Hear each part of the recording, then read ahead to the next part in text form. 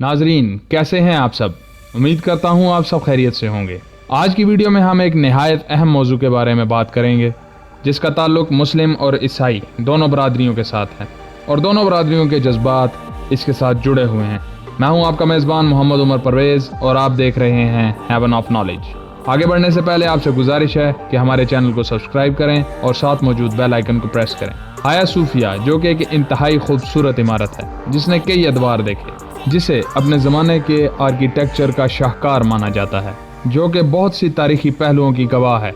दुनिया के बदलते हालात के साथ इस इमारत में बहुत सी तब्दीलियाँ आई। ये इमारत अपने ज़माने की सबसे बड़ी इमारत मानी जाती है। ये इमारत तकरीबन 1000 साल तक दुनिया का सबसे बड़ा कैथीड्रल चर्च था। मगर क्या आप जानते हैं कि इस इमारत के नाम का मतलब क्या है?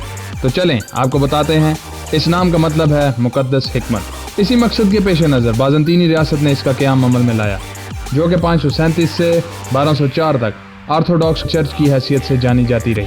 1204 से 1261 तक ये रोमन कैथोलिक के ज़ेर तसल्लुत एक चर्च की हैसियत से रही, जिसे ऑर्थोडॉक्स ने दोबारा हासिल कर लिया।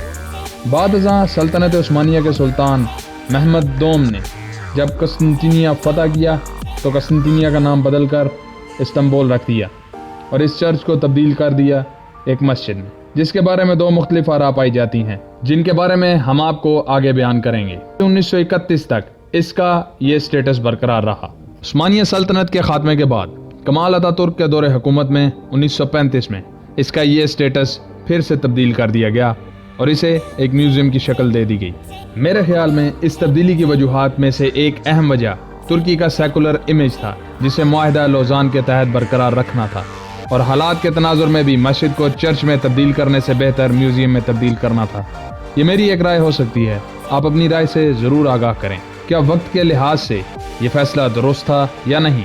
इसी स्टेटस की वजह से तुर्की में बहुत से टूरिस्ट आते थे, जिनके बारे में अब ख्याल किया जा रहा है कि इसमें वाज़ह कमी देखी जाएगी, क्योंकि मुस्लिम और ईसाई कम्युनिटी दोनों के लिए इसकी बहुत ज़्यादा अहमियत थी। तुर्की अपने टूरिज़्म को प्रमोट करने के लिए इसे एक मार्केटिंग सिंबल के तौर पर इस्तेमाल करता रहा, मगर अब जबकि इसका स्टेटस दोबारा तब्दील कर दिया गया है और इसे मस्जिद में कन्वर्ट कर दिया गया है, तो ईसाई दुनिया में इसको लेकर बहुत तशवीश पाई जा रही है, जिसकी वजह से अमेरिका, यूरोप और रशिया वगैरह के चर्चिस से बहुत ज़्यादा तनकीद की जा रही है, जिसकी वजह से ये कहा जा रहा है कि इसका तुर्की की इकॉनमी पर बहुत फ़र्क पड़ेगा। लेकिन यहाँ ये बात भी काबिल गौर है कि इसके मस्जिद के स्टेटस को डिफेंड करने के लिए भी एक राय सामने आ रही है, जिसमें ये क्लेम किया जा रहा है कि सुल्तान महमद दोम ने इस इमारत को अपने पैसों से ख़रीदा था और मुसलमानों के लिए वक्फ कर दिया था, जिसके सबूत के तौर पर वो ये डॉक्यूमेंट पेश करते हैं, जिसके बारे में ये कहा जाता है कि ये वो मुआहदा है जिसके तहत सुल्तान महमद ने इस इमारत को ख़रीदा था और अवाम के लिए वक्फ किया था।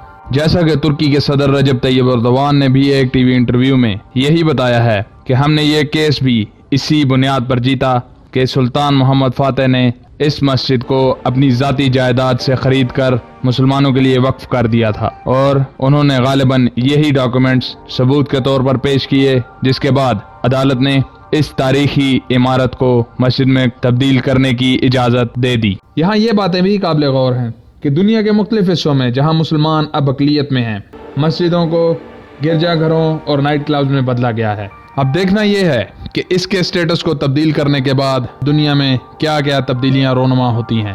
नाजरीन, अगर आपको मेरी वीडियो पसंद आई है तो इसे लाइक करें, शेयर करें और कमेंट सेक्शन में अपनी राय का इजहार ज़रूर करें। मिलते हैं जल्द एक नई वीडियो के साथ, तब तक के लिए अल्लाह हाफिज़।